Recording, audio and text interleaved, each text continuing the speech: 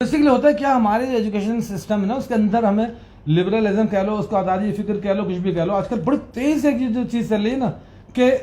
اپنے جو ہمارے دین کے بڑے ہیں، چلو میں کہتا ہوں ایک تو دین کے بڑے ہوئے جنہوں نے صرف دین کا اپنے آپ کو ایک اسٹیمپ لگائی ہوئی، میں دیندار ہوں، لیکن وہ دیندار کا اسٹیمپ لگا کے کہتے ہیں میں تم پہ نماز معاف، روزہ معاف، چندے لاؤ، نذرانے لاؤ، سجدے کرو، ہمارے ہاتھ چومو، پاؤں چومو، اور وہ چرس پینے بھنگ پی رہے، ان کو تو میں بھی ڈسکریج کرتا ہوں، ساری سوسائٹی اسلام بھی ڈسکریج کرتا ہے، لیکن ایک وہ تھاٹ ہے کہ وہ یعنی اسکول آف تھاٹ جس کو کہنے ہیں، جیسے سیاست تک ائمہ بخاری، مسلم، ترمذی شریف وغیرہ ہو گئے، امام ابو حنیفہ، امام مالک رحمۃ اللہ علیہ، دیگر اکابرین، ان کی جو پوری بنائی ہوئی ایک پورے اسلام کے قلعے کی مضبوط دیوار ہے، وہ ہمارے ایجوکیشن سسٹم کے اندر ایسا ان کو منہدم کیا جا رہا ہے، سب کو ایک ذہنی طور پر آزاد کیا جا رہا ہے کہ ہم خود اپنی مرضی سے اپنی چوائس کے مطابق بائی چوائس ہم دین پہ چلیں، جو چیز اچھی لگے پک کر لو، جو چیز بری لگے اس کو اگنور کر دو، جو اپنے مائنڈ کو سیٹ کرے اس کو ایکسیپٹ کر لو۔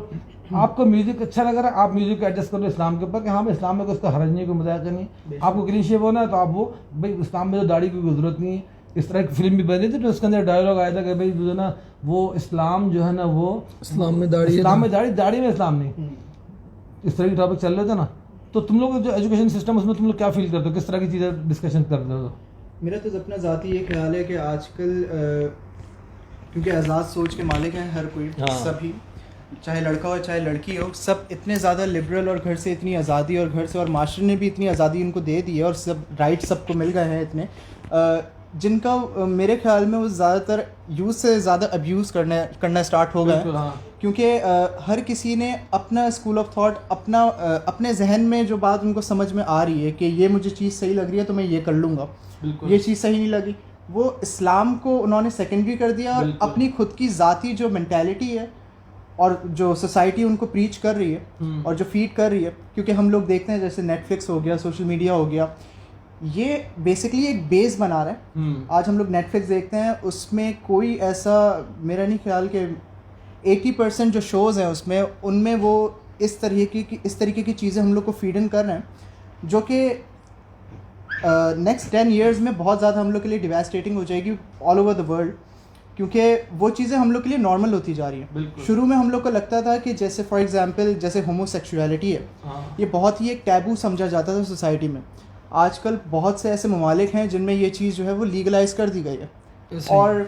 یہ چیز ہم لوگ کو فیڈ کری جا رہی ہے۔ تو پہلے ہم لوگ بہت اس چیز کو ٹیبو سمجھتے تھے، ہم لوگ سمجھتے تھے یہ کوئی بہت ہی آؤٹ آف دا آرڈنری کوئی چیز ہو رہی ہے، لیکن اب ہم لوگ بہت ہی نارملی لیتے ہیں، اور باقاعدہ کو رائٹ سمجھ رہے ہیں، اس لوگوں کو رائٹ نہیں ہے، اس کے اوپر وہ لوگ وہ ڈیفینڈ کر رہے ہیں کہ ہمارا تو رائٹ ہے۔ بالکل۔ اچھا، میرا آپ سے یہ سوال ہے، میں پوچھنا چاہ رہا تھا کہ آج کل میں یہ دیکھ رہا ہوں کہ زیادہ تر جو ینگسٹرز ہیں وہ اپنی سوچ کے مطابق جو ہے اپنا دین بنا رہے ہیں، اپنا ایمان جو ہے اپنی سوچ کے مطابق بنا رہے ہیں، وہ یہ چاہتے ہیں کہ ہم سیلف اسٹڈی کر لیں، ہم قرآن اور حدیث کی لائٹ میں ہمیں جو سمجھ میں آ رہا ہے ہم اس کا وہ مطالعہ کر لیں، اور ہم لوگ اس کی وہ انڈرسٹینڈنگ لے لیں اپنے لیے، اور کسی دوسرے مفتی کے پاس یا پھر کسی مولانا کے پاس اس سے ہم لوگ اسسٹنس نہ لیں۔ وہ یہ زیادہ پریفر کر رہے ہیں کہ جو ہمارے بک جو ہمیں مہیا کی ہوئی ہے اسی سے نالج لے لیں۔ تو یہ ٹھیک ہے یا پھر ایسا نہیں کرنا چاہیے؟ بیسکلی دیکھو، سب سے پہلے تو یہ سمجھ لو کہ خود بک جو ہے نا وہ بک بھی کسی عالم کی لکھی ہوئی ہے۔ بالکل، بخاری شریف ہے وہ کسی عالم کی لکھی ہوئی، ہم تک پہنچی کسی عالم کے ذریعے سے پہنچی، اور ہم نے جو پڑھی کسی عالم سے پڑھی، ادروائز وہ بک نہ کوئی لکھ سکتا ہے، نہ پڑھ سکتا ہے، نہ سمجھ سکتا ہے، نہ ایک تو بیسک ہمیں سمجھنا چاہیے۔ دوسری بات جو تم نے کہی بڑی اچھی کہی، جو آج کل سوسائٹی میں چل رہا ہے لبرلزم میں، کہ جی سیلف اسٹڈی، خود پڑھو، خود عمل کرو، خود چھوڑو، جو کرنا ہے وہ اپنا چھوڑ دو، جو لینا لے لو۔ بات ساری یہ کہ دوسری بات تم کہہ رہے تھے کہ جو اچھا لگ رہا ہے وہ لے لو، بلکہ اب تو یہ ہو گیا کہ جو ہمیں اچھا لگ رہا ہے اس کو ہم کسی طرح سے بلانگ کرتے تھے قرآن حدیث سے، کہ جو میں جو سوچ رہا ہوں وہی قرآن حدیث ہے، میں جس کو غلط سمجھ رہا ہوں قرآن بھی اس کو غلط سمجھ رہا ہے، تو یوں کر کے اپنے چیزوں کو ہم نے غلط بنا دیا کہ جو صحیح چیزیں، حالانکہ جو اسکول آف تھاٹ کا مطلب ہوتا ہے کہ جیسے سائنس کا مطلب ہوگا موبائل ہمیں ٹھیک کرنا ہے، ٹیلی فون کرنا ہے، کوئی وائرلیس کرنا ہے، کوئی بھی چیز ہے، ہماری پنکھے ہیں، ہوائی جہاز ہے، اس کے لیے کیا ہم کرتے ہیں، ہم سیلف وہ کرتے ہیں کہ ہوائی جہاز خراب ہو گیا میں خود ٹھیک کر لوں گا، ایروپلین ٹھیک کر لوں گا، موبائل ٹھیک کر لوں گا۔ آپ کو ایک چھوٹے سے سیل فون کے لیے بھی ایک ٹیکنیکل کسی مینٹیننس کمپنی کے پاس جانا پڑتا ہے، آپ کی پوری ایک ایٹمی پلانٹ ہے وہ لگا ہوا، تو اس کے اندر جو سائنٹسٹ ہیں اور وہ ایک تعلیم کے پروسیس سے گزرے تب جا کے وہ کہیں اس کے اوپر ایلیجیبل ہوتے ہیں کہ جس کام کو کریں۔ قرآن حدیث کو تو ہم نے ایک نارمل کتاب سمجھ لیا، جو کتاب رسول پاک صلی اللہ علیہ وسلم پر 23 سال میں نازل ہوئی، تھوڑی تھوڑی کر کے نازل ہوئی, اس کو سمجھنے میں یعنی صحابہ کو پوری زندگیاں لگیں. ہم کہتے ہیں قرآن کھولو, ترجمہ پڑھو, اسٹڈی کرو, جو آپ کو اچھا لگا رہا کرو, تو اچھے کا نتیجہ کیا نکل رہا ہے؟ لوگ کہتے ہیں کہ جی نان مسلم سے شادی کر لو, کسی سے بھی شادی کر لو, شراب کو جو نا فلاں چیز سماج کے حلال کر لو, اس طرح کی چیزیں کر لو, یہ سب چل ہی رہا نا. لیکن ایک سوال میرے ذہن میں اس طرح ہے, جو آج کل سوشل میڈیا پہ اسکالر چل رہے ہیں, وہ ان میں بہت بڑی تعداد یہ بھی کہتی ہے کہ علماء, جس طرح ہم نے بھی سنا ہے کہ علماء پچھلے جو دور کے تھے وہ کہتے ہیں قرآن اور حدیث خود سے نہیں پڑھو, گمراہیت میں چلے جاؤ گے. بالکل. لیکن ان کا سوال یہ ہوتا ہے, وہ کہتے ہیں کہ نہیں, قرآن تو خود ہدایت کے لیے آیا, حدیث تو خود ہدایت کے لیے آئی, تو خود انسان پڑھے کیسے گمراہی پہ چلے جائے گا. تو اس بارے میں آپ کیا کہیں گے؟ ہاں یہی تو بات ہے نا, مسئلہ یہی تو ہے کہ اگر قرآن ہدایت کے لیے کافی ہوتا تو رسول کریم صلی اللہ علیہ وسلم کو پہلے دن جب اقرا نازل ہوئی تھی پورا قرآن کریم کمپلیٹ دے دیا جاتا کہ بھئی آپ یہ قرآن کریم دے کے آپ ایک طرف یکسوئی سے اللہ تعالیٰ کی عبادت شروع کر دیں. اس قرآن کی پریکٹیکل کے لیے 23 سال آپ نے مجاہدے, کہیں میدان جہاد, کہیں مال غنیمت, کہیں جو نا وہ فتوے, کہیں قضا, کہیں عدالت, یہ ساری چیزیں پریکٹیکل جو کر رہے ہیں وہ اس لیے کہ اس قرآن کو پریکٹیکلی سمجھانا ہے. اگر وہ صرف قرآن کا پڑھ لینا کافی ہوتا ہے, جیسے لوگ سمجھتے ہیں عربی کا پڑھ لینا کافی ہے, عربی اس کو قرآن کا پڑھنے کی ضرورت ہی نہیں. میں پوچھتا ہوں علامہ اقبال کی کلیات اقبال ہے, تم پڑھ سکتے ہو خود اس کو؟